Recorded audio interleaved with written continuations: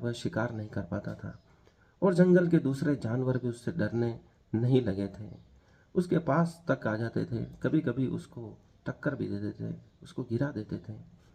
हिरण भी उसको गिरा देता था, हाथी भी गिरा देता था और खरगोश भी उसके पास निर्भीक होकर गुजरता था। बंदर भी उसकी पीठ पे बैठ जाते थे क्योंकि उसके दांत टूट चुके थे, सड़ चुके थे। एक दिन वो अपने डॉक्टर के पास गया, जो कि दांत का डॉक्टर था।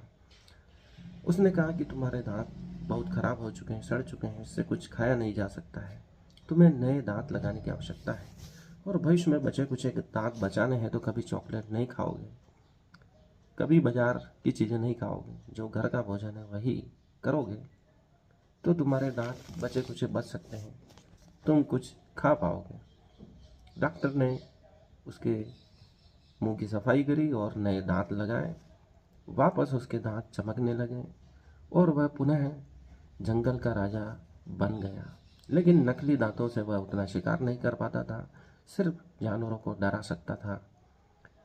क्योंकि दांत उसके खराब हो चुके थे तो उसकी सत्ता भी हिलने लगी थी। इसी कारण डॉक्टर को बताना आवश्यक हो गया था। वह जंगल का राजा बना नहीं रह सकता था जब तक उसके दांत नहीं थे, इसलिए दांत होना आवश्यक है कुछ भी चबाने के लिए, अपनी सत्ता को कायम रखने के लिए। इसलिए शेर यह बात समझ चुका था और वह अपने बच्चों को भी यही सिखाता था कि अपने दांत बचाने हैं तो चॉकलेट कभी नहीं खानी है, बाजार का कुछ नहीं खाना है, कुरकुरे इत्यादि।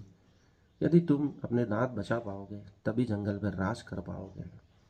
यही वह अपने बच्चों को समझाता और आने वाली पीढ़ी के लिए भी यही संदेश देता कि मीठे से बचो, चॉकलेट से बचो, कुरकुरे से बचो, बाजार की चीज़ों से बचो, तभी तुम अपने मौलिक स्वरूप में रह पाओगे, अपनी पीढ़ी को बचा पाओगे, अपनी सत्ता को कायम रख सकोगे। यह कहानी छोटी है लेकिन यह हमारे बच्चों के लिए संदेश है। हम अपने बच्चों को बाजार की चीज़ें खिलाते हैं और उन्हें बीमार कर देते हैं, उनके दांत खराब हो जाते हैं। हम उनको मोबाइल देते हैं और उनकी बुद्धिमत्ता का नुकसान करते हैं। इसलिए हम उन्हें अच्छी आदतें सिखाएं, बाजार की चीज़ों से बचाएं और उन्हें पढ़ना लिखने के लिए किताबें दें, तभी आने वाली पीढ़ी बुद्धिमत्तापूर्ण होगी। उन्हें खेलने के लिए बाहर भेजें, जो पुराने खेल थे, कबड्डी इत्यादि, क्रिकेट, गिल्ली डंडा इत्यादि उन्हें सिखाएं ताकि वह आउटडोर गेम खेल सकें और अपने आप को मजबूत कर सकें, शरीर से भी और पढ़ाई करके दिमाग से भी मजबूत कर सकें। आज के लिए इतना ही। कहानी कैसी लिखी कमेंट्स में लिखें। धन्यवाद।